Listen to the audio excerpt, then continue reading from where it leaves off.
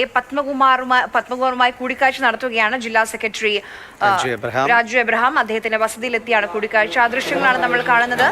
തൊട്ടു മുൻപാണ് പത്മകുമാർ മാധ്യമങ്ങളോട് തന്റെ നിലപാട് ആവർത്തിക്കുകയും പാർട്ടി എന്ത് നടപടിയെടുത്താലും അത് സ്വീകരിക്കാൻ തയ്യാറാണ് എന്ന് പറയുകയും ചെയ്ത്. രാജു എബ്രഹാം നേരത്തെ മാധ്യമങ്ങളെ കണ്ടപ്പോൾ പറഞ്ഞിരുന്നു ഈ രീതിയിലല്ല പ്രതികരിക്കേണ്ടതെന്ന് അദ്ദേഹം വ്യക്തമാക്കിയിരുന്നു. എന്തായാലും രണ്ട് നേതാക്കളും പത്മകുമാറിന്റെ വീട്ടിലെത്തിയാണ് രാജു എബ്രഹാം കാണുന്നത്.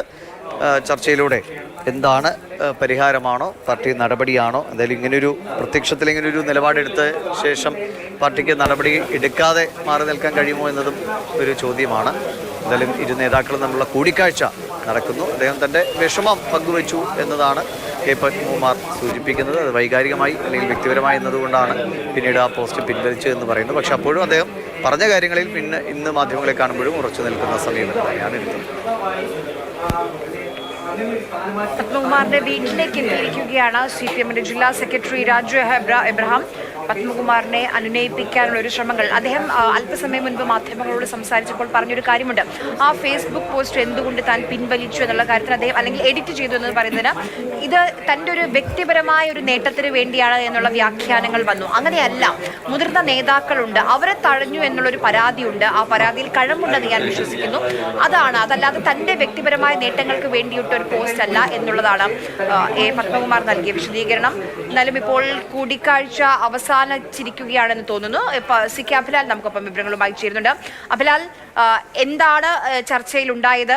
ഒരു സമവായത്തിലേക്കൊക്കെ എത്തിയോ? പറഞ്ഞ് ബോധ്യപ്പെടുത്താൻ ശ്രമിക്കുകയായിരുന്നു രാജു എബ്രഹാം.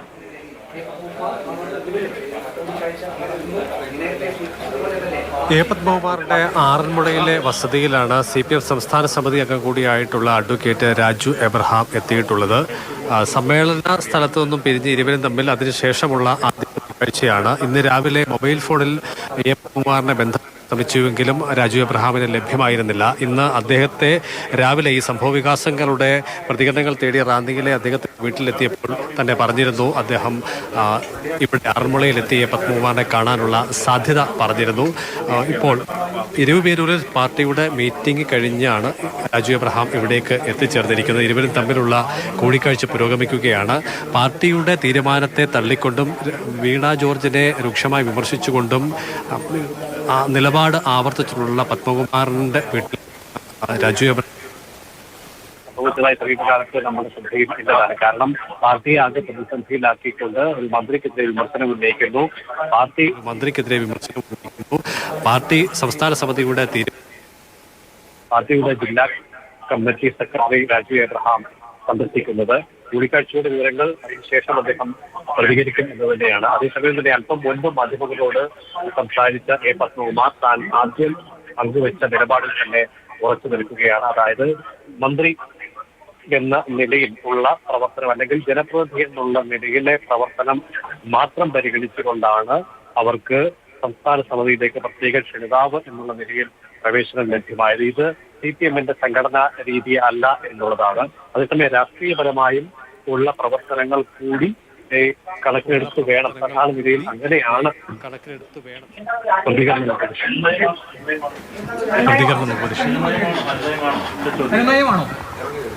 ഈ സംസ്ഥാന നേതൃത്വത്തിന്റെ നിർദ്ദേശപ്രകാരമാണോ വരുന്നത്? അവിടെ ഇറങ്ങി വരുമ്പോൾ സംസാരിക്കാം. കൂടിക്കാഴ്ചയ്ക്ക് ശേഷം പുറത്തേക്ക് ഇറങ്ങുമ്പോൾ കൂടുതൽ കാര്യങ്ങൾ വിശദീകരിക്കാമെന്ന് പറഞ്ഞിട്ടുണ്ട്. എന്നാലും പത്മകുമാർ അദ്ദേഹത്തിന്റെ നിലപാടിൽ നിന്നും ഒരു ഇഞ്ച് പോലും വിട്ടുവീഴ്ച തയ്യാറാകുന്നില്ല. താൻ പറഞ്ഞ നിലപാട് അത് ആവർത്തിക്കുകയാണ്. ചുരുക്കത്തിൽ സംസ്ഥാന സമിതിയിലേക്ക് മന്ത്രി വീണ ജോർജിനെ പ്രത്യേക ക്ഷണിതാവായി തിരഞ്ഞെടുത്തത് CPM രാഷ്ട്രീയ രീതിക്ക് ചേർന്ന ഒരു തീരുമാനമല്ല എന്ന് അദ്ദേഹം